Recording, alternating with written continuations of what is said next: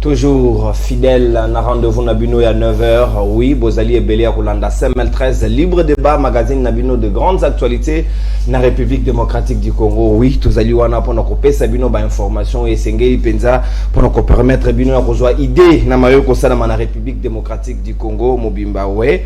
Breaking news, top information na beaucoup sénatongo à lelo. C'est vrai, après une vive tension mon collègue à lobby na ville ya Lubumbashi au ba manifestant ya INADEF ou ezali parti politique ya fait Kyungu Gabriel Wakumanza o ya kufa babandai ko réclamer to ko protester contre décision ya ministère de l'intérieur oyo anomaki président ad intérim en attendant basala ba kendobe na nani babenga ngusuni ne lokona bango ya na congrès, voilà exactement bakende na congrès nde yango tina batomboka kilobi batumbi même effigie à chef de l'état et pesa ki tension makasi déjà na tongo alelo secrétaire général du ministère ya intérieur a outu ko revenir na décision na ye a lever mesure à Joaki na banzi ke kimé ko yingela na ville ya Lubumbashi na mayo elekaki mokolo ya lobi oui na province ya Ituri malgré état de siège moko ya bakaske blé ya nationalité népalaise atombaki mokolo ya lobi conseil de sécurité ezali kosenga obe ba ouverture ya enquête esa de mapona koye batina nani abomiye est-ce qu'azali M23 est-ce qu'azali ADF azali rebelle nini to esa mi dolenge nini to koye ba lumière wana après banquête o bango bazali kosenga poursuite ya ba pour parler entre le pétrolier na gouvernement ya République démocratique du Congo bazali ko discuter penza makasi penza balobi soki ete ba sengeli ba respecter ba clause ezali litre ya essence sengeli zongo ben a prix ya 3500 francs congolais ezali na officiel te sengeli na bango bayoka na penza malamu to kozela ba résolution au ministre de tutelle ya hydrocarbures Didier Boudimbu akopesa biso comme point de presse à prévoir ki mokolo ya lobby na 17h anila ki yango tozali kozela penza milulu wana koleka lolenge ni pona ko fixer ba kongomani bayeba prix ne sengeli basombela carburant. Si je peux n'ato kolobela lelo oui, ndongwana ekoti na mayo ba bengi contrôle parlementaire ba ministre ba iko défiler tango nyoso na siège ya parlement ya République démocratique du Congo surtout na Assemblée nationale après motion ya défiance à ministre économie ezali obetu ya Daniel Assel yo pas ali viser na motion de défiance ba signature déjà ezali réunis na nombre ya 70 Serge Konde également visé na question orale avec débat mokolo alelo dossier Aram oui ministre ya Petentik ye pas ali visé na Elia Otuele madame Geneviève Inagosi o a visé na question orale avec débat ba kosenga a expliqué biso procédure ni pour la restitution il y a frais de ram et ko ça de malolenge ni nyon sona to ay ko landela yango pe to ko beta lisolo na baninga bazomi na ngai tout autour ya plateau ya libre débat mokolo lelo oui azali habitué boye bien déjà maître Platini Badou analyste indépendant ali na biso longo maître na pesi mbote pe boye malamu na libre débat. Merci beaucoup ndeko journaliste nga pe na pesi mbote lokola na pesi mbote na ba co-débatteur na ngai pe na pesi mbote na ndeko na ngai Jean-Louis on va souffrir na hôpital na place à Passy pour na ba opinion na ye na ba analyse politique na ye azaki bongo sauvagement tabassé actuellement azali na hôpital ya Kankokolo et nazali ko senga na ba communicateur nyonso peu importe l'obédience parce que ceux qui tokuta na kana plateau tozo échanger et ça parce que de l'autre côté ba prévoya opposition na majorité to ba ta politique na ba to libanda pe na plateau to koma déjà famille que to kende to sunga ndeko wana to mona ye c'est un père de famille alali na mbeto hôpital lokolo likolo bandi ya kotelema to kutana to swana parce que la politique est dynamique ennemi ya lobby ko kuma moninga ya lobby wana dans la politique est dynamique bisonio soba tunos to lekaka na ba etando ikie ezakaka a na CML13 te ezana libanda bokene na Kankokolo pavillon covid de Kolabiso Otozaki net Kabola kine plateau azali kuna. Très bien, merci maître Platini Mbadou Bisope bayi papanzi sango to kokende ko partager passion et comédie moko ya baninga Jean-Louis Massimango tozali de cœur nayo. Oui, c'est vrai tozali pe na moko ya bayi union sacrée ndeko Gaston Piana ali na biso longo ndeko Gaston mbote nayo pe boye malamu na libre débat. Mbote nayo pe lokola ndeko nono mbote lisusu na ba co-débatteur na ngai nazali ko compatir et longona moninga na ngai Jean-Louis Massimango biso na union sacrée tokoki kolinga te makambo to bandai ko décrier lobby ezongala lisusu donc pona ba opinion ya mutu tant tozali ko prôner démocratie mutu akoki jamais cause la victime tabase na bandengo esengelité soki mutu misi maloba oyo elongo banité justice est en place mobe ko li kunzi na biso établir ba juge na ye bazali lo lengeni ndokoki ko memaye liboso bazuzi mpona kosambisa ye napesi lisusu mbote mingi na bourgmestre lisu ya mokonzi ya mboka na kati ya commune ya Barumbu Guillaume Ilunga oyo azali kosala musala malamu malgré tout ete batu bazali ko comprendre te vision na ye pamba te à instruire système oyo ezali ya bancarisation commune ya Barumbu ezalaki vraiment commune moko ese kufaki area ye aboyi makambo bambongo nyonso afongoli compte na commune ya Barumbu ete ye na ba service nyonso basimbaka mbongo te mbongo ezala versé na banque mais toali komona batu musu bakoleka na bitando yike pona continuer sur ye alors na kolancer mbela na bana nyonso ya Barumbu totelema elongo tozala sima ya mokonzi na biso Guillaume Ilunga pona ko soutenir ba œuvre na ye. Très bien, merci beaucoup Gaston Piana na mot d'introduction na yo ya tout à l'heure tozali obepe na maître Eric Bila Mbadou ali na biso elongo maître Eric mbote na yo pe boye imalamu na libre débat. Mbote mingi ndeko journaliste nzamba zo lokumu wala musi biso dokutani na pesi mbote ya longoni na ba ko débatteur tozala bango na plateau. Mbote mingi na bandeko nyonso ozo souffrir parce que bazali koloba bazali ko défendre ba cause juste na mboko. Pour avoir dit la vérité, pour avoir dénoncé ce qui doit être dénoncé, mingi bazali dans la prison injustement, mingi bazali à l'hôpital à l'instar ya ndeko na biso Jean-Louis oyo nazali ko compatir peu directement na Yesi Kazali. Alors bandeko nyonso bozali arrêter injustement à la prison bisika ya pasi parce que bo lobaki makamboza na bosolo pour na mboka. On est ensemble avec vous, personnellement en tant que patriote et résistant indépendant. La pesi mbote na bande konyo sur diaspora bazo landa biso. Bo le matin na combat bozo mener pour na mboke kende liboso. Longoni na ba journaliste nyo surtout ou bazali non partisan. O bazali ko sa musala logo la yo la kati ya limemia na au milieu ya information sans. Merci beaucoup. Donc mbote na bino surtout, mbote na ba téléspectateurs nyo surtout. Ici quand vous allez kolanda émission na CMN TV. Merci beaucoup maître Eric Mbadou pona ba compliment na yo na musala kitoko to ali ko sala na ko rappeler ba principe awa bozala surprise soki na niati moto carton jaune oyo soki na pêche au carton jaune elingi ko bana avertir yo o ko déranger débat fo ezala républicain pona botosi ya batu ba ko landa biso na ndako donc son na commission na deuxième carton jaune ya dérangement na ko bimisa rouge son signature rouge et ngi ko loba que na sposo to ali ko banda yo ko leka suna libre débat to ko na poso kuna donc vous avez malamu mingi toto sabato ba ko landa biso débat yo ki moninga pa lobi asisi iko za kitoko mingi to ko fungola ba hostilité bo banga tena ko intimider binote ezalika lolenge ya malamu style ya sika ko salela carton arbitre la kanango mabangi sa ba jouer te to ko fungola hostilité na maître Platini Mbadou c'est vrai que moi sourire moi mon keza ali style sengelo ndi mango bongo yo ko mona ndenge nini lolenge ya sika ya parlement et kamati mpifo na bango pouvoir ya ko contrôler ka ba ministre ko interpeller ka bango ko défier bango à la limite ce qui faut ezali dossier à ram auto sengeli to s'atteler davantage ministre qui basa lobaki présidence de bandai ko gérer misoloana mais ba convoquer les sources ba habiter akoyi ko se dédouaner te et sengeli expliquer ba kongomani lolenge nini ba zoelaki mais siko lolenge nini pe sengeli na bango ba restituer mbongo. Dès journaliste Omoni mission il y a un parlementaire c'est de contrôler le gouvernement. Et contrôler le gouvernement c'est constitutionnel. Et c'est prévu dans les autres règles régissant ce rapport-là entre gouvernement et parlement. Souci n'a parce que l'interpellation est juste. Parce que Ram, on a pu la souffrir qui n'a pas tolobé la mobilisation balé à la émission ou tolobé la Ram. Je peux te souffrir qui n'a pas.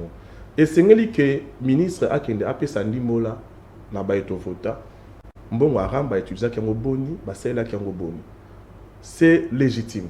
Mais na aucun na comment te passer c'est trop facile. Mais s'il faut commencer à interpeller chaque ministre, franchement, chaque semaine, là devant l'hémicycle, un peu mal justifié. Pour l'angaï, gouvernement Oyo et Koui. Parce que c'est aussi ici, ma ram, tu as un sport. C'est aussi ma sport, tu as une énergie. Parce que l'économie n'est pas en courant. Na bandal. Ma bandal c'est Paris, mais na habité surtout le comme on a en courant. Pour l'angaï, ce qui tout dépendait que de moi, il faut viser la tête et non viser les... Parce que la politique du gouvernement est défendue d'abord au niveau du Parlement par le Premier ministre. Et dans chaque secteur, il y a un ministre qui est là pour gérer le secteur. Mais il gère le secteur en fonction de la politique qui lui avait été donnée ou orientée par le Premier ministre. Mais actuellement, Nalinga la maître. na ngonga oyo, makambo eza partout. Les parlementaires ont raison de commencer à interpeller, mais moi je leur dis seulement que non, ils vont finir quand? Parce que na nombre de ministres de na bango, c'est pas bango qui na moko. To surtout quand vous basili diomba. Toujours capé ba nungu ba bipe que contrôle en ezali ko sala ma penza de façon indépendante te ba parlementaire mususu ba komi soudoyer ba ko pesa bango lo meya ba ko citer entre guillemets bendo pakistanais nde ba ko sala ma yewana ndeti kaya moko ya wazaki économie. Bah pour même il y a ba parlementaire na biso. Vous savez, hier soir dans la mission à la télé na Tendoike, na moni président il y a Ghana. Alors que mbongo ya ba futaka ba ministre yé moko d'abord Ba réduire à 30%. À 30% pour que ba compenser carburant, problème à carburant. Na moni na Sénégal ba sengi na ba ministre nyonso, ba député, ba autorité nyonso mboka, ba se soigner à l'intérieur du pays. Juste pour na kato malobate muta se soigner na ba politique nyonso za Joseph Kabila na ko côté la été. Et puis, étonnant, ce qui est étonnant, j'apprends que nous, au Parlement, on donne aux gens $1 000 pour le transport. Mais je me dis, mais qu'est-ce qui se passe dans ces pays? Hormis, on gagnera déjà, hormis, on gagnera déjà, comme si on avec un pakistanais. Vraiment, tous les Parlement en alors, et le conseil que nous ça, et comme nous savons sur mon pied. Parce que dès qu'on le vit, les Pakistanais vont pousser pour l'intérêt de la population, pour l'intérêt de la banque. Voilà pas si y a Congolais, ils a Congolais morom taluka kango. Congolais yé moka so moninga na Congolais. Toto beta lisula masimangwa. Buta beta masimangwa za mundelete. Azaka moninga ne Congolais. Mutu pe ozo zo mbon pa ko sa gouvernement, ko sa ministre moko azaka Congolais. Alors que procédure est bien, fond est bien.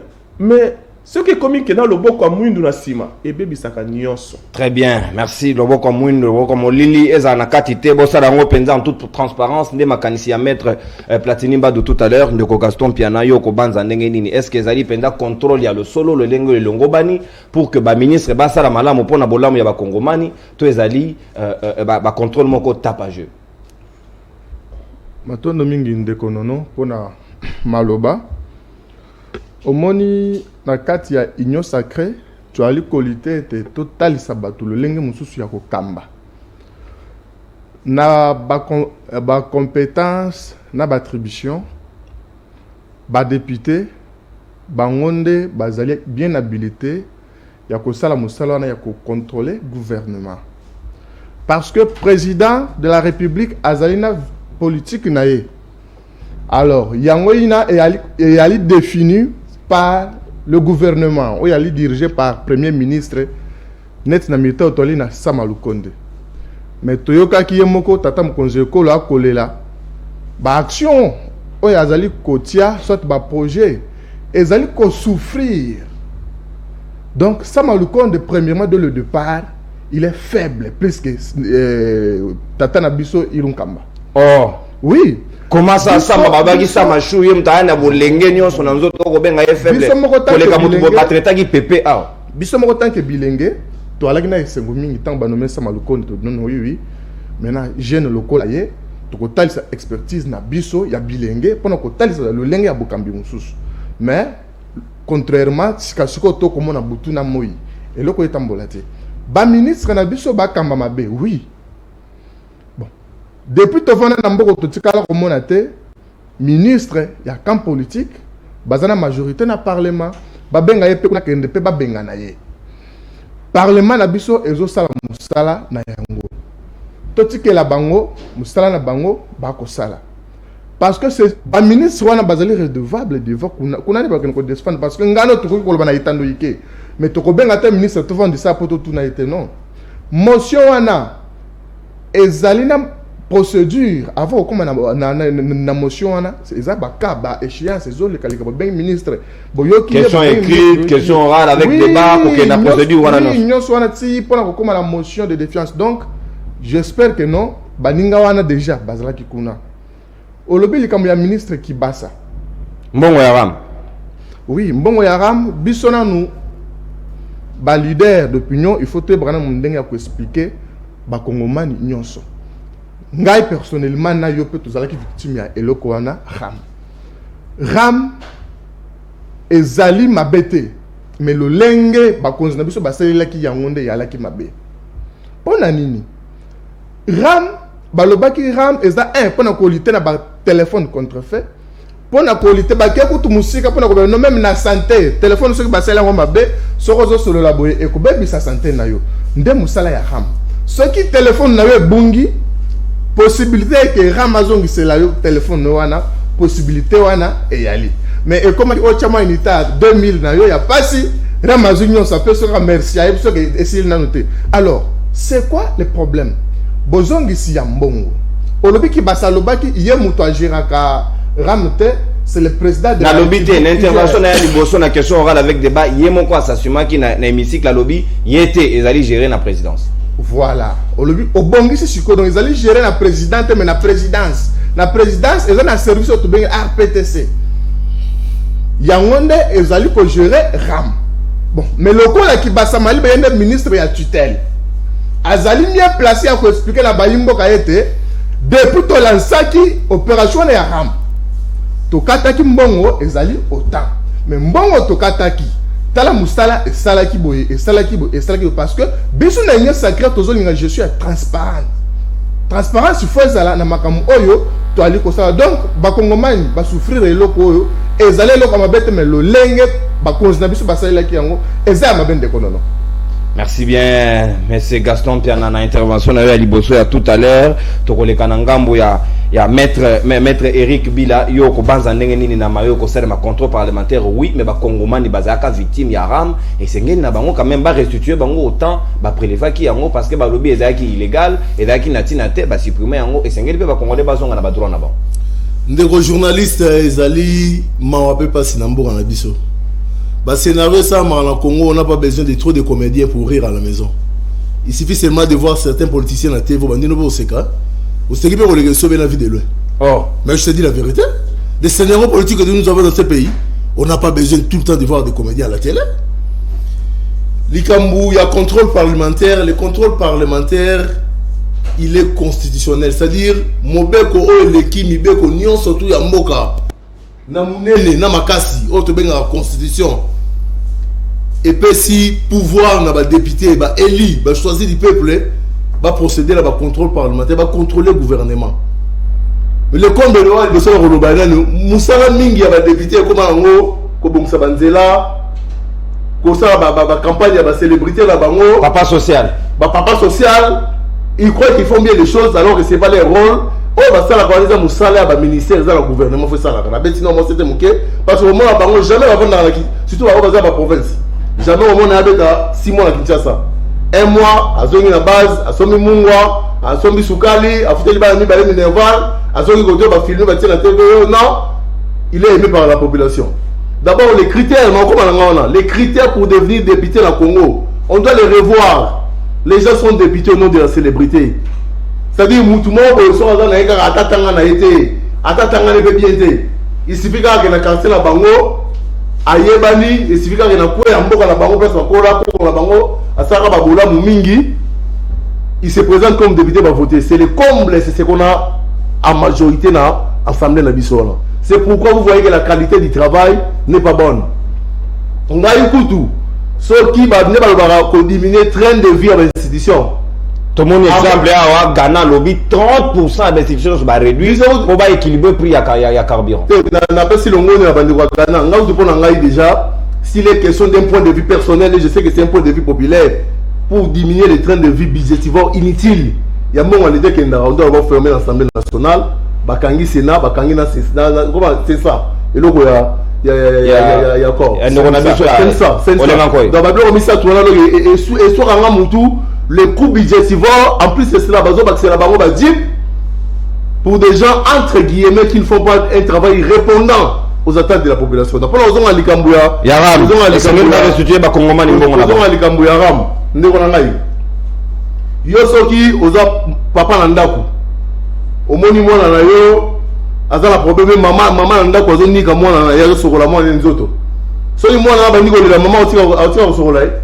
Et ça pour la bonne monnaie. Et ça pour la bonne monnaie, c'est-à-dire moi on les pas bazoni ka na lunyuka savon pasi, mais la souka. Tant maman au pensait ma ya pas ko poudre la lisa yo ki pepe le continent nzoto ba ah maman bandeko ni ka effectivement pour que nayoka mulunge tena koma bien ndenge moko na likambo haram soki esalamaki à dessein de faire développer ou de faire évoluer les choses dans le Congo, l'État allait laisser la population crier parce qu'il savait à la fin qu'il y aurait une contrepartie. C'est une taxe.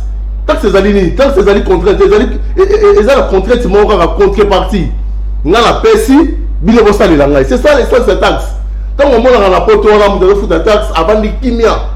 Alors il m'a dit que taxe wana il y a un de ça que moi on a que de l'hôpital. Au fait il y a un de ça que internet c'est un endroit qu'on a permanence. Il y a un de ça que aga chômeur à ça la réalité mais sous la scène ça les gars na agence on aime la bango à d'autres mongo. Ça n'a pas été le cas avec les RAM. Où est le contrepartie il y a RAM. Mongo bimi n'en de retour là-bas. Au départ, ils ont vulgarisé les problèmes de vol de téléphone, les problèmes de qualité de téléphone, il y avait tant de problèmes autour de ça. Subitement, on se retrouve dans une situation où on commence à prendre de l'argent. Mais peut ça qui n'a pas étudié en connexion il y a au fêlé. Mais aussitôt qu'il y a bakati, mais étudier un peu. Non papa. Mais ce que ça va maman bon quand on prend. Na université ni nyango. Ce que attends vous bon ce qui est ça avec les maman ce qui ram moi et ça qui les maman population les mecs on dit auto souffrir tout le monde va retomber dans au Congo imaginez le degré de légèreté la prise à Makambo. Quelque chose que vous votez et ça n'est même pas une année, ce qui dit ça une année entièreté, subitement ça dérange la population, vous revenez sur ça au Kanyango. Donc ça prouve que c'est fait à la légère. Il n'y a pas eu une préparation condensée de suite qui va produire RAM. Dans le ministre et un ministre excellence qui bat ça, le problème ce n'est pas qu'ils viennent nous dire, nous expliquer comment ça procédait pour que... Non. Le problème c'est les gens ont déboursé de l'argent. C'est de l'argent électronique. C'est-à-dire, ils ont mongo pas restitué. Non, c'est comment on a ça. Le problème, ce n'est pas au niveau de la restitution. Le problème, c'est d'abord au niveau des responsabilités. Où est parti l'argent? On a fait quoi avec l'argent? Il reste combien de cet argent? Et la suite, c'est quoi? Le problème de remboursement, c'est un problème qui fera suite aux condamnations des gens qui ont mal utilisé les RAM. Parce que l'argent de l'État, on peut toujours les canaliser. Merci beaucoup. Les Cambouais à RAM, il y a un bon moment, il rattrape sur mon bébé, mais on va le il rattrape sur mon bébé. Merci beaucoup. Merci beaucoup, Maître Eric. Très bien, Maître Platini Badou, c'est vrai. Ah, on a Congo, comment on dirait justice n'a vu comme spectateur. Ah, comment on a quand Makamundenge, Makamboé pour les cas, il y a mon cas pour assister. Makamboaram, Batouba lobby à la justice est invité. Maître a relevé un fait et c'est n'a pas dégagé ma responsabilité avant d'envisager restitution. Et ça dit possible, toi, tes démarches. Les journalistes, avant de commencer la question sur la justice, il y a une sur la question de la qualité d'un député. Parce que aujourd'hui, tout le monde peut être député, tout le monde devient député comme ça. Et puis, même par rapport à la loi électorale passée, aujourd'hui, nous nous retrouvons avec une personne qui est à la fois député provincial, député national et sénateur. Une personne. Gouverneur, je peux même ajouter PCA, ministre, ministre, je peux même ajouter encore. Conseil du chef. Ainsi de suite. Comment peut-on faire passer une loi pareille alors que nous sommes dans un pays moko oyo chômage est hyper élevé. Voilà. Et comme le coup la COP, il y a un parti politique. C'est-à-dire lorsque vous êtes dans un parti politique et que économiquement votre parti est fort. Vous savez que non, mon candidat a rejoint Nyonso à Opé Sabiso. Maintenant, on va appeler ça banane. Il va donner ses enfants. Peut-être ils n'ont même pas encore fini les universités. Il va donner à sa femme. Il va donner à ses petits frères et ainsi de suite. C'est ce qui dérange. Parce que la politique ne rime pas avec la pauvreté et l'ignorance. Aujourd'hui, les Indo-Pakistanais qui sont en train de mouler la psychologie, il y a pas député na biso. Pourquoi? Parce que c'est la pauvreté. Député à Gofuta pas moins de $8,000. Il y a des pauvres par rapport à Congolais. C'est la pauvreté et l'ignorance de l'histoire de son pays. Et aujourd'hui même la population, beaucoup de gens, mes co-débatteurs ont parlé de ça ici, à quelqu'un une photo, à foutre Minerval à 2 ou 3 personnes, c'est pas ton travail. Bon, mon émission va comment photo tout raisonner à un mot. Mbongo o azoya ko pesa yo pa kundela ondeko. Mbongo azoya pesa yo pa salo bo yango asali mabe kuna. Blanchiment de capitaux ezani. Azo blanchir mbongo na ya mabe o azui na boka pakistanais pa longo la ministre, azui na maboko ya corruption pa quitter ça qui na union sacrée, azui boye mbongo wana nde. Yango azoya asali ba geste, apesi ba polo na ba chemise. Et nous aussi au niveau de la population nous acceptons cela. Donc en d'autres termes, nous endossons les comportements négatifs. Tozo rendre pembe comportement la mabe au bossa libanda kuna nde yango na nde ezo mabiso passe na Congo. Donc il faut que ba congolais to me camper ko ça l'effort to matisa degré à intelligence degré à responsabilité à qui incombe la responsabilité justice esengela qui a joué rôle nini na mayo nyonso papa moi na Congo tozo na ba loi moko ya kitoko côté loi tozo na kelo côté même si il y a des gens qui n'ont pas de juge naturel dans ces pays. Une théorie, on a raté, mais du moins, on a la loi qui toque vie des athées.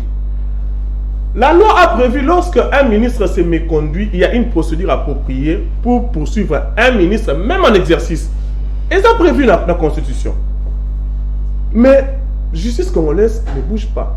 Même les cas, il y a détournement, il y a interscolaire, tournoi. Tu releves la Serge Konde, Azali parmi la ministre. Justice, ils ont invité. Il y a une procédure appropriée. C'est quoi la procédure? Saisir le Parlement, solliciter la levée des immunités. Ça ne se fait pas. La responsabilité peut être engagée que lorsqu'il est établi, les faits sont établis. Mais les faits sont établis que non, RAM et Zaki arnaque. Parce que.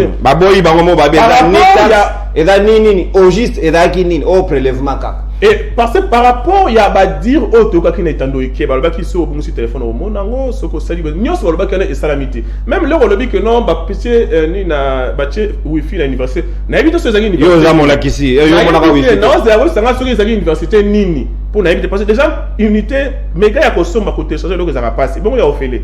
Donc pour te dire que non justice est sur un état de droit. Justice sur un état de droit pour avancer nous aurons du mal pour décoller. Mais restitution est impossible. Parce que là, qu'on se le dise. Oh, maître, c'est là. Tout ça, l'exercice. Prélever, c'est facile. Mais restituer, c'est impossible. Et non, établir la responsabilité, déterminer où se trouve l'argent, combien a été dépensé et pourquoi, et le reste, c'est combien, là, c'est possible.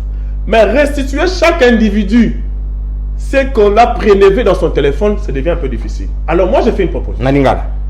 Bon, et comme il est difficile, moi, j'ai fait une proposition. Papa, problème, il y a courant. En Allemagne, il va fêter 30 ans courant qu'il a raté. Pièce, il y a courant, on écoute à combien? Bon, on a besoin de faire un courant. Parce que courant... Tu as une barrage ou une capacité à courant pour les Ghana ou les Allemands. Kende kasi, il y a RAM, versant on a courant, parce que Congolais a l'embi moulili. Parce que courant est un facteur de développement d'un pays. Les téléphones sur le courant, les ordinateurs sur le courant, les études le soir, c'est pas la classe va t'en avoir pour il faut courant. Pièce wana o ezanga na Congo pour tout perdre tous dans la courant, et ça pièce on écoute à combien? Montant nous sommes des jeunes.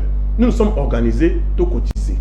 Tout sur le gouvernement. Ça dit tu as 500 $1. Bon somme les biso pièce wana sur écoute à combien? Bon tu les biso on pour tous dans la courant parce que le pays va mal sans courant, sans l'eau. Je ne comprends pas, parce que la restitution individuelle est difficile, mais on peut affecter cet argent-là dans le domaine courant pour aider la population. Très bien. Aujourd'hui, tout le monde penche vers créer des cités. Parce que j'aurais appris qu'on a Bazo le Molakan Kokoloba, sinon côté Moussoussou, et puis va créer cité. Alors qu'il y a Poul Malébo là-bas, vers Maluku, jusque-là, et comment on robot à ma titre. N'invitez pas quand on va spécialiste, ça va chantier, mais les chantiers. Papa, faire dépasser quand Kokolo. Moi, j'étais là-bas à l'intérieur. Merci. Et dans nos projets, maître Platini, dans nos projets. Vanda Maïla qui a merci, Zara Kimia, Vanda Mabeta Ramassa, cité, Vanda Mabeta Ande Bibotu. Mais c'est Gaston Pianayo, Maloba Ongambo Wayo, et Sengelini, une responsabilité dégagée. C'est vrai, bon, c'est KI, Bakoki Kosong, c'est la motoute, maître Platini, le Bézali, impossible, mais Bakoki Kosa, en gros, on a besoin social, eux, très avantageux au Congoman, nous, sur un impact, il y a retour, il y a un bon, si réellement, des marches, on est possible.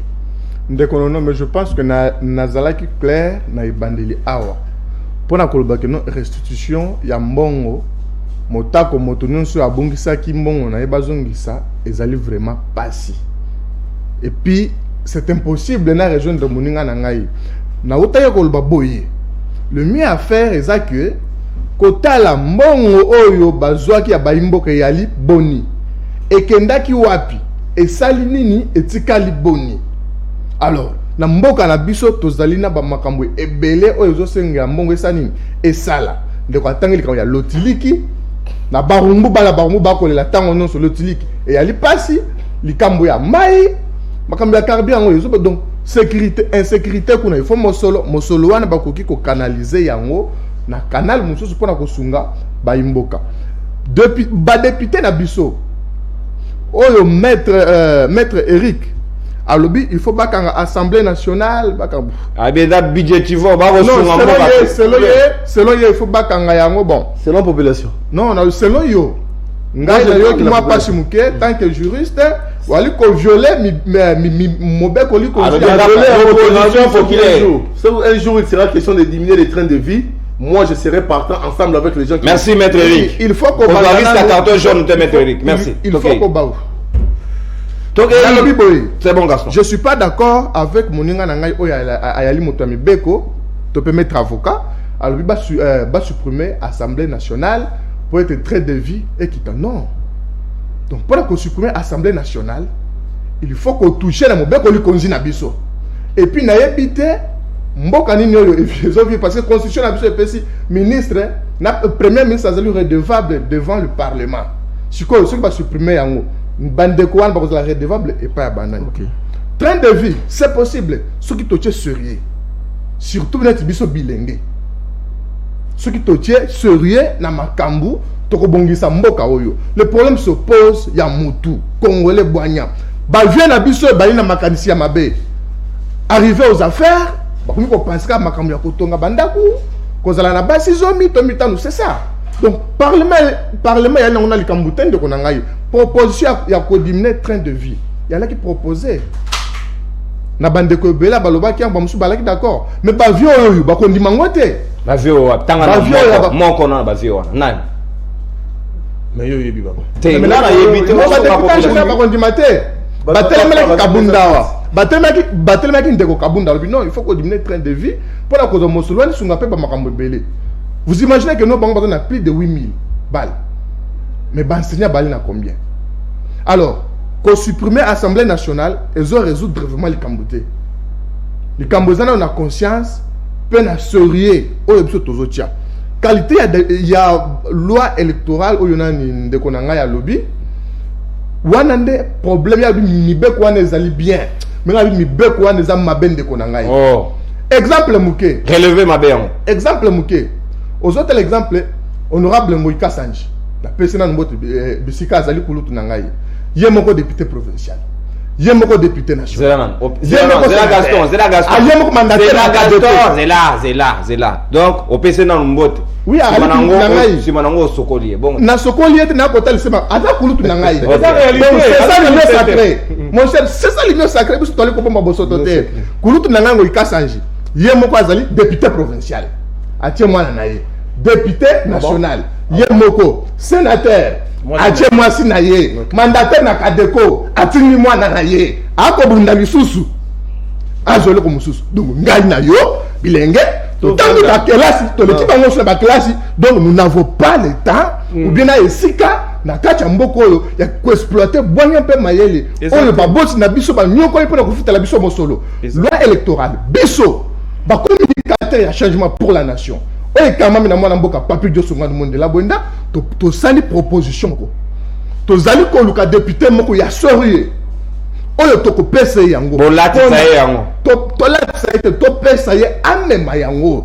Ce sont des choses à revoir, mon cher ami, parce que bavio wana ndenge baza bango donc kolongwa bango bazo mona on est étrange, mais ceux qui députés au comment na circonscription électorale mo n'était pas na Lukunga 12 sièges aux autres écoute 675 candidats. La 12 bibonga. Merci beaucoup. Tu penses que Bagno Souana, un projet? Non. Très bien. Gaston Bernard. Il est temps, député Wana, c'est la proposition à loi électorale, mais vous déjà que ne pas réviser la loi et permettre la autonomie. Merci. On s'est défoulé dans ma taliba élu et c'est un lenga démocratie. Attends, mbadi. Attends, baye belé, baye bebo, et c'est la bango ba concourir, ba congoma n'inde ba tranché. Maître Eric, na rokat sananga monayo pour notre boucler voler au yamayo etali ram en termes de responsabilité bien sûr. Nesima tokota na mayo etali pe ministre à sport. Léopard il a s'est qualifié na mondialité et c'est ngeli peut dégager ba responsabilité pour Kembale Asima. Tout ça l'obé malam. Responsabilité dans na dossier à ram pour que to boucler. Nderonanga ici en terre bango, on doit d'abord établir les responsabilités parce que ram et c'est Gérard qui a moroté. Ram ezaki géré na maboko ya batu mbongo ya ram ezaki na canalisation kendaki ezala bato bazaki na ba accès na ba compte ya ram wana ba mouvement de banque donc c'est ngela ba se présenter à la justice mais mon frère pour que toi ba vérité au géraki combien aussi maki boni osaki na mais mon frère ram mon nanga c'est mon ram na nzela kombora to ram c'est un concept. OK, l'argent déboursé, l'argent qu'on nous prenait dans nos téléphones méga et consort ezaki canalisé na ba compte mo quelque part. Ces comptes-là ne bougent pas de soi-même. Par contre, on est bimara et bougera ba signature et abatou. Ba affectation ba mongo ya ram. C'est-à-dire il y a des gens qui ont travaillé. Il y a toute une autorité de régulation autour de ça. Qu'on puisse nous mettre les responsables au bazaki directement la gestion ya ram pour qu'il y ait une vraie responsabilité sur le plan pénal et à l'établi. Et donc la restitution de l'argent des ram est possible. Je le confirme. Il y a moins de restituer l'argent des gens. Yo bango na contre-pied au lieu d'ali possible. C'est possible, mais pourquoi pas possible? Nous sommes en informatique. Nombre d'appels dans la journée sur OK na Orange, na Vodacom, na RTL, na ba ko retracer na mon sommes la unité, il y a chaque jour. Le système est informatisé. Quand nous prenez l'argent des comment les miettes qu'on a il y a pas si aux orange mboka olo. C'est informatique. De la même façon, ils ont été capables. Il y a ko zoa de la même façon, informatiquement parlant, ils sont capables de le faire. Les gens sont en train de prendre des trucs de Covid ici, les $25. Et, oui, bien, non? Ouais. Et tout. Et ça se passe comment? Comment on arrive à identifier les gens? Comment on arrive à faire? Si il y a autorité de régulation des postes de télécommunication, APTC. Ceux qui sont incapables de relever ou de dépenser, ils doivent connaître que moi-même, Eric Bila, pour les comptes de RAM, j'ai versé autant. Comme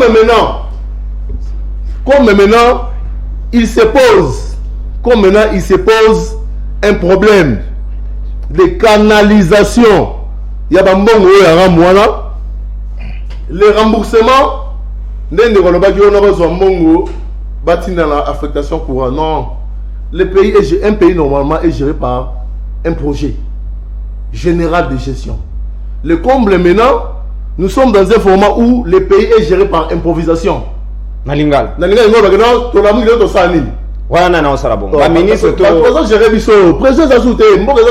pas un programme de société. Mariage des alliés entre FCC et Cash. Le président Fatih, Félix Antoine Tshisekedi, était venu avec son projet de société, conçu avec M. Vital Kamere, la plateforme politique. Ils étaient au regard des réalités politiques en contraints de collaborer avec les FCC. C'est ce que vous devez dire déjà qu'au départ, le projet était déjà fauché. Vous comprenez?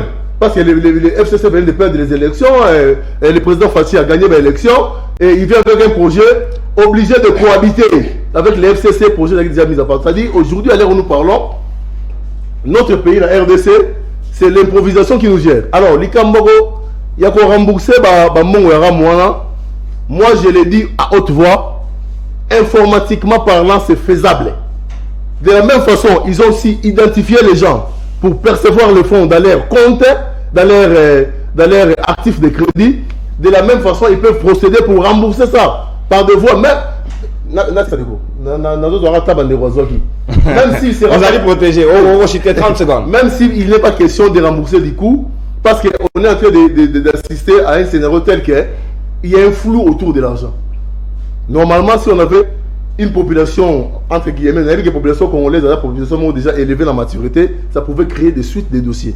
Mais à l'heure où nous sommes, va établir ma responsabilité. Et moi, je confirme qu'il y a des informaticiens dans Mboka Oyo, les procédés de remboursement, s'il est établi que cet argent a trouvé d'autres chemins, ils sont faisables. Pour la ressource, il y a train de vie des institutions.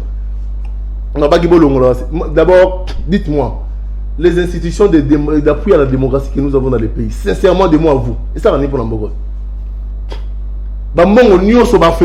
C'est ni pour nous ça la l'autre. Comment? C'est ni pour nous ça la l'autre. C'est ça pour nous ça la l'autre. Bon, c'est sûr il y a droit de l'homme, mais ça la l'autre pour nous. C'est NDH. Nako benda débat moulaïté, mais n'aimsi ok. Ils ne répondent nullement aux attentes de la population. Vous allez me parler de l'autorité de régulation et la communication consort pendant qu'on voit des gens ni s'embrasser à 10 heures. Bah, tu as la TV, la chaîne locale, aux hommes on est ça, la Bakambo Mabé.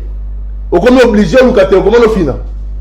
La régulation, c'est quand les gens viennent parler de la vérité à la télé, vous les sanctionnez depuis passer à la télé. Vous allez me parler, non, tant que nous ne pas droit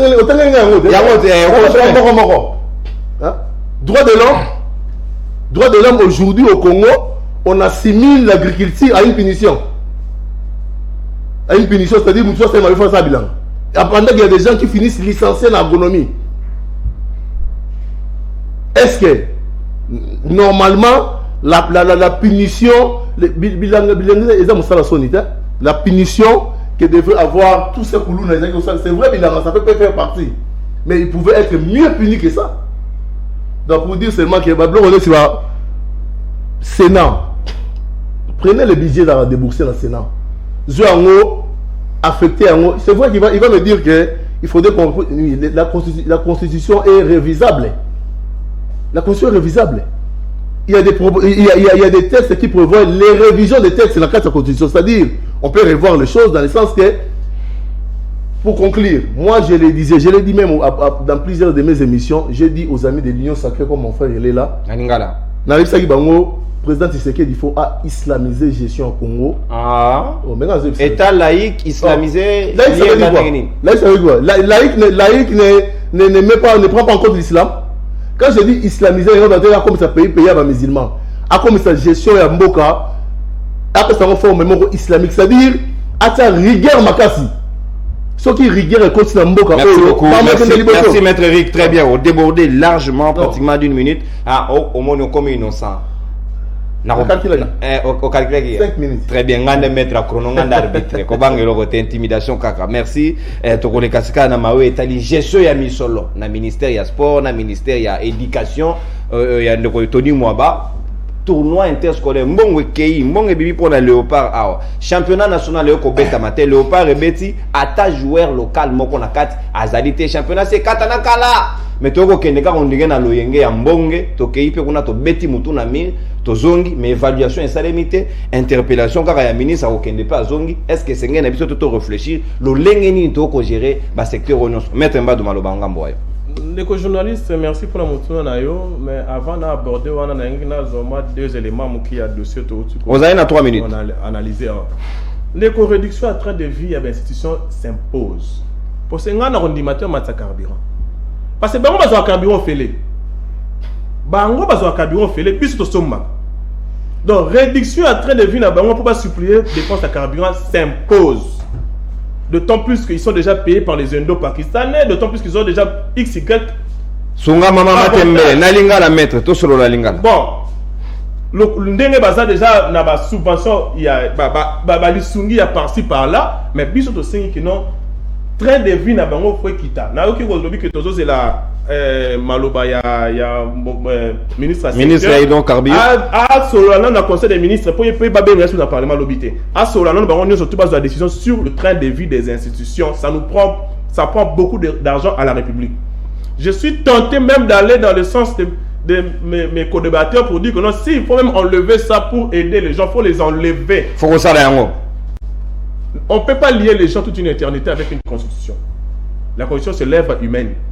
c'est possible de revoir la constitution, c'est possible de amender, mais pas pour tailler ça sur mesure pour la recevoir ça moutou. On a des mabé. Mais ce qu'il faut que tu aides pour qu'on a la population, on a des choses pour ma chambre, pour que mon solo et sous l'intérêt général, on peut toujours le faire.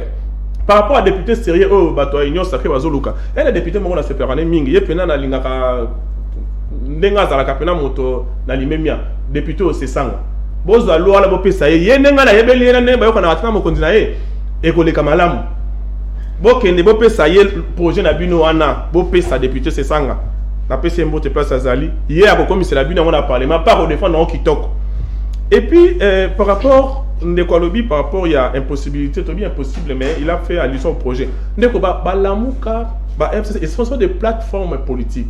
Ils n'ont pas la politique du gouvernement, ils n'ont pas un projet pour le gouvernement. Mais Bato Bazana, Muto Azana projet, il y a conduite du gouvernement, c'est Sama Lukonde.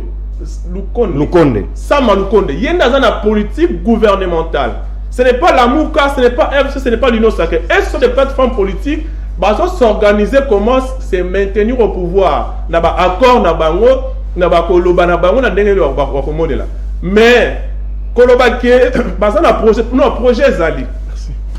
Projet Zali parce que le gouvernement et avant ils ont investi, il y a déjà une autorité qui est le Premier ministre au Parlement pour défendre le projet du gouvernement. Mais on te constate Zanini. Ils ont un projet wana ils ont appliqué té. Ce qu'ils ont appliqué dans ndenge longo banité. Il y a un autre senga que non bah ce qui échec ils ont déjà il y a comme on a mis surtout bah changer. On change pas l'équipe qui gagne, mais l'équipe qui ne gagne pas trop changeant. Mais kolobaki planification la mutualisation projet dans bazar projet. Et puis punition na rendre utile pour la nation et ça biloko mbale ya kokabana. Bakulu na wana bango bazali batu o batsema ki terreur na kati ya population. Maintenant balingi ba ça ba rendre bango utile ya la population nde batinda bango na bilanga. C'est vrai il y a des généraux des agronomistes bazali bakoki koya ba pesi directive mais bango ba musala sur makasi ya Congo ya kosopa mai nde yeli bango. Nde singa na lobaka même que non même ba parents ba papa o wazaka aboti bana 10 azora charge na bangote. Papa wana. Mais ba détourneurs ils sont plus que les Koulouna. Vous avez déjà vu une personne détourner 3 millions aller à Kanemara. Je vais y arriver. Pour 2000 francs. S'il vous plaît, carton jaune les alliés, banga carton jaune. Non, je voulais seulement compléter mon frère pour dire que le vrai Koulouna. On a simplement arrangé son idée. Non, avec respect, il y a Platon, avec respect à Kodobater et Neronangaï.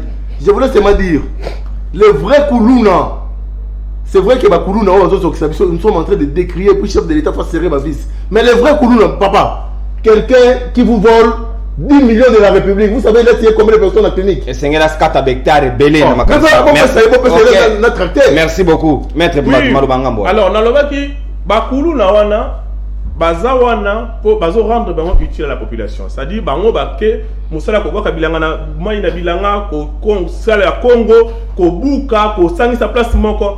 Pour que baza utile na population. Ngana loba ki na avant de quoi katangai, ba parents o baza ka aboti bana 10. Mais azan eloko le sabango te loko to aboti bana 10. Papa wana ko kangaye ko tinda ya tana kuna ke pe osabilanga pa sala azara utile pour la population. Papa ngana boti na ya pesi d'électeur ko na mboga. Non. Yo ba tinda ya tar bilang.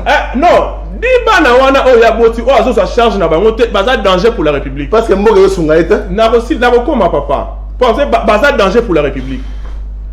Alors, par rapport il y a Koulouna même n'a pas tapé na. En tout cas, une minute il y a EPSP. Ndeko. Ba Koulouna wana ba bandi le lote. Ngana ne bande la mission to betaki li solo ya Chile Gelou. Chile Gelou le loto bo sana to lobela on sous mais il y a eu des détournements sur la question pour na likamba Chile Gelou. Aujourd'hui, na EPSP, na ko bato su bakanga maki même pour un problème wana. Ba misu bakimi ba bina cabinet ministre misu bakimi. Ba zu tout la mouille sur ça. Na ko sima muke. Ah, oh, nani Tony Mo va remplacer. Il peut soit Zaki sous na makambu kuna. Willy Bakonga. Si le autre na suite té. Na ko que so musika na dossier 100 jours. Si le autre na suite té. Et ça tout sabi sonyo surtout le kola yo. Et ça passe na mutema. Mais justice ya Congo eza enfermé, eza étouffé par la politique. On a tout lobela, tout mitala na face. IGF ni IGF a lobité. Le autre dans l'autre temps na niveau ya et environnement, il y a 2 ministres, des anciens ministres qui sont cités. Bah, 6.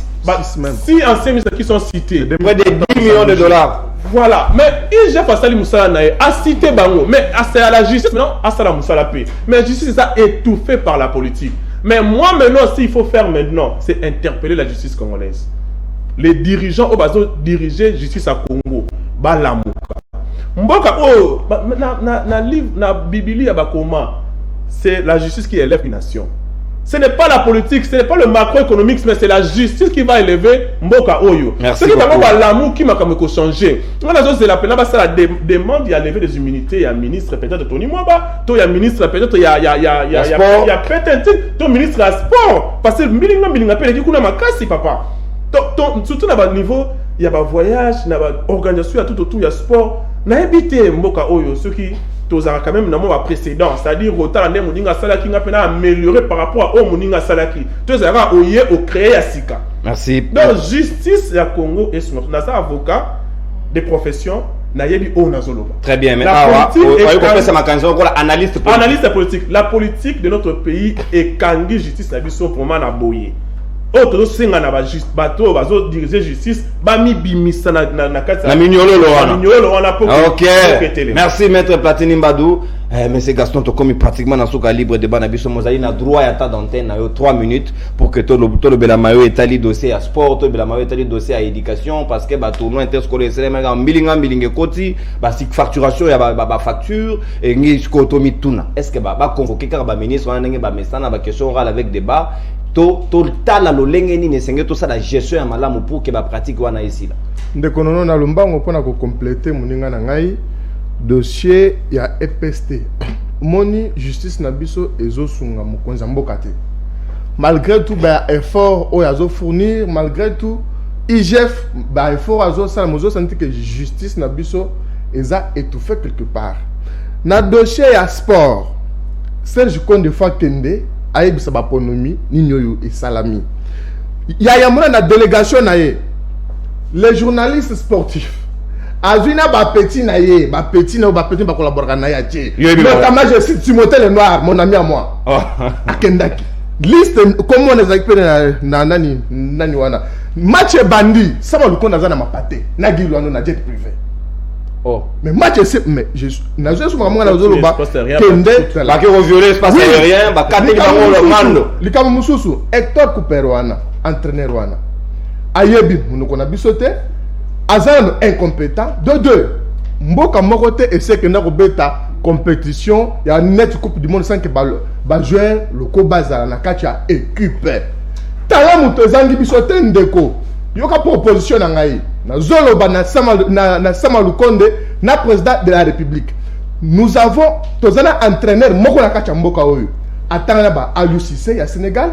Atanga ba Belmadi oyo ya nani. Atanga ba Pep Guardiola. Attends ça ibenge le vieux Guillaume Ilunga. Okay. Compétence nous tozangi bisote tozali na ba coach ya bonya pe ya mayele pona nini te ko Guillaume Ilunga ko pesa équipe moi la mboka zo équipe oyo tozala ba joueur pe ya tala ya makasi ya mona ki joueur na biso nani mukoko amale nenga betaka tozala ba joueur lile ko makabi Lille pour Maccabi a meilleur buteur il y a championnat na biso. Il faut dire que Lille pour Maccabi pendant que nous combien ba jouer na club na bon respectif ba na taille à jeter. Pour nous soit pour nini.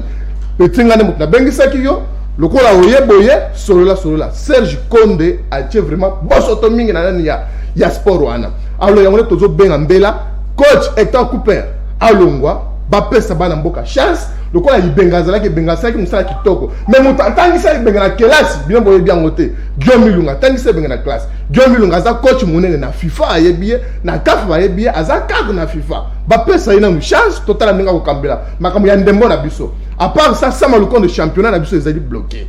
Bon, il faut s'attendre que tu se qualifies dans le championnat. Congo Airways chez pour la $300,000 s'il vous plaît ouais na maloba mais on peut sauver carton jaune na nenga ya pédagogie à émission mais il va ngora intimidation na bango hotel Gaston ye ndeko na biso chéribe OK nazali pe attendu le lot na parlement pour na que sa explication Congo Airways etika les gars en avion moko pourtant yango nde singa qui est desservi oui avion et dara 7 mi balé yara na nenga nyo na biso pour na mambo ya insolvabilité et quand on a zéro te ba récupérer en ngomé oya tous en élite to kay Chéribin aucun de konanga na koloba mingi ko bomisa ye.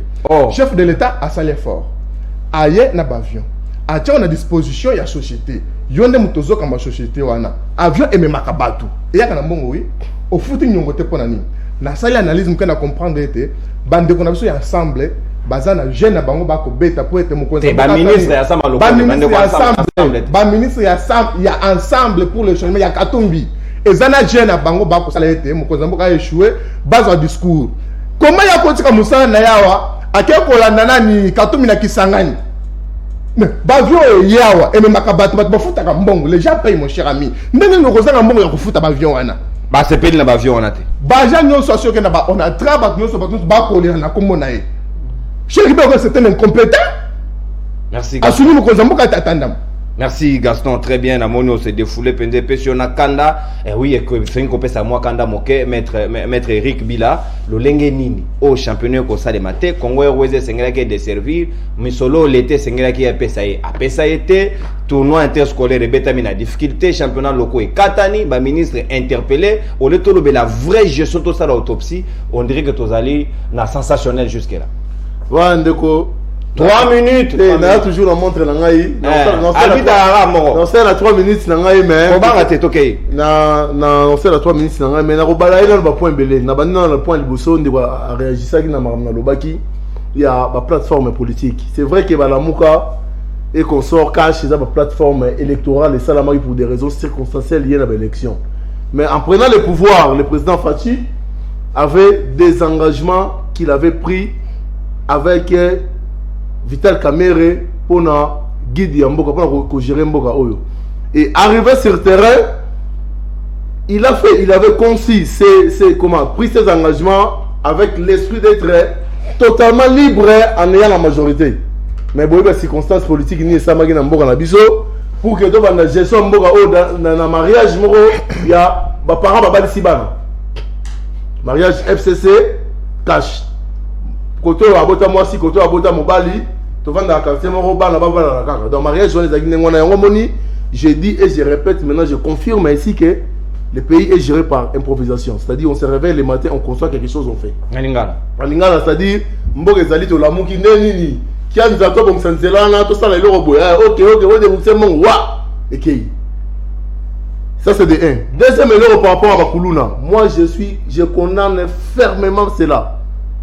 Et je l'ai dit à haute voix, il faut que le chef de l'État Félix Antoine Tshisekedi, lui en tant que Kinois, en tant que sportif, a serré Banaone à Kuluna, Tina Souka, Tina dernière énergie pour que, parce qu'on voit des gens dans Banzela, mon frère, Batika là, firme, Bazoka, Bapara, Bakoufa, Batchouba, Bassazemani. Alors le président de la République doit être rigoureux. Babylone, le droit de l'homme, ça existe, mais il doit faire l'application de la loi. Les lois existent pour ses enfants. Et en plus de cela, il doit construire des prisons Sika. Beaucoup de gens sont libres dans le Congo pour rien. Leur place, c'est la prison. Alors, le vrai Koulouna, maintenant, c'est qui? Les vrais Koulouna, ce sont ces détourneurs. Détourneurs aux hommes, vrai Batouo, il fallait servir d'exemple dans la Kanya, Maka CC, et dans les Bango. Mais on leur donne des libertés provisoires. Pourquoi? Ça frustre. Ça diminue la force de l'état de droit. Comment moi je ne vais pas encore voler dans le monde qui est-ce que au monde appelle politicien Simbi Congo quand je disais qu'il faut islamiser la gestion, je faisais allusion à l'état d'esprit. Oyibi bazuyo, bapesio ba moyen et puis la commission de réforme à droit congolais, on doit revoir les dispositions répressives. Il y a une façon d'être détournement. En plus du fait que vous, le droit d'éligibilité, votre place est maintenant à vie. Merci. Boucler éducation, sport. Point par point, c'est-à-dire les vrais Koulouna, ce sont ces détournés qui volent des millions de la République. Il faut encore même 4 prisons de suite. Namboka Oyo pour que place la banque comme pour nous soit quand il y a soit parce qu'il y a le pas dans la centrale pour ça à l'osso pour avoir volé la République.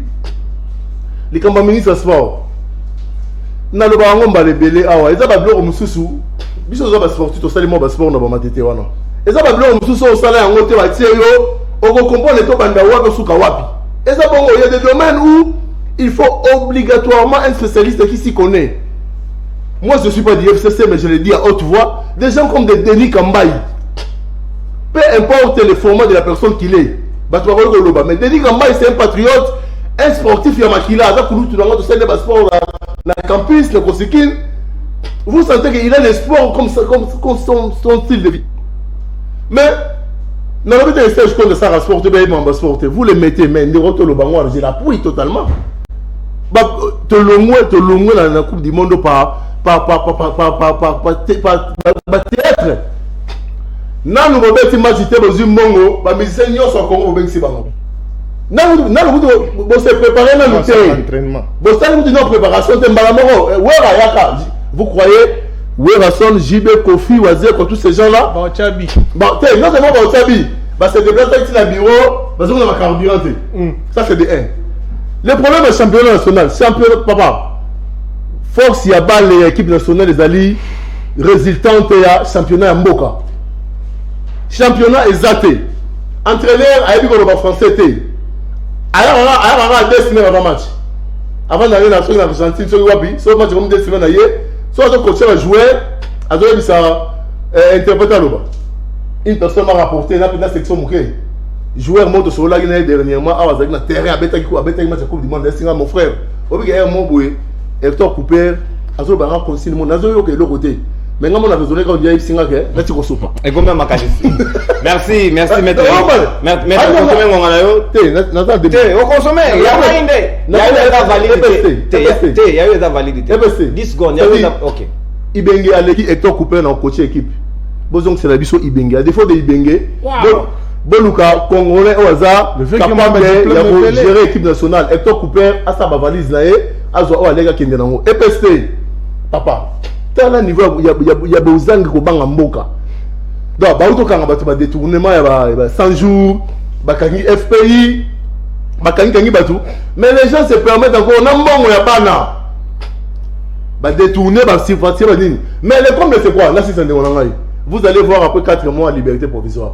Après 3 mois, grâce. Merci. Normalement, détourner la liberté provisoire. Très bien. Normalement.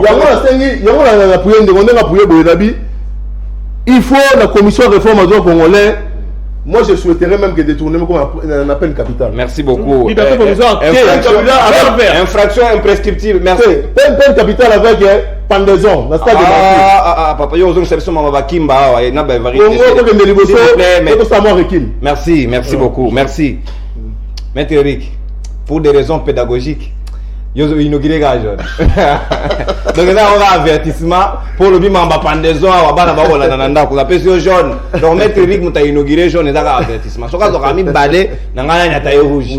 Mais rouge, on a 8 taux bon. Donc mon lit, yo lundi, on a évité ce rouge rose, on a évité émission combination des émissions qui t'ont penza pour analyser avec pertinence. Merci Maître Eric. Merci beaucoup. Merci Gaston. On va c'est 6 lignes. Non, muke kaka. OK. Nazali na mwa pasi mingi ndeko ya kobungisa moko ya ba mama na ngai Nicole na kopesa mes condoléances na famille Lokulutu précisément baninga nanga Adonis Lokulutu Trésor Lokulutu ainsi que Rantoma Christophe Kabongo na district qui va c'est ma facture na côté à commerce ndeko maître Platini, merci pour la participation na yo. Merci pour l'invitation. Très bien. Merci na Hervé Timba, professeur et à prise de vie. Merci na réalisateur Azer Tembo. Merci na André Anzola Messo. Merci na Bino Nyonso Bolandi Bisso. Tokuta Nyonso sur lobby pour un nouveau numéro à Libre Débat magazine na Bino Bolinga Ramingi. Au revoir. Mes cartons rouges, na carton jaune Ezali. Rendez-vous demain. Merci beaucoup. Merci.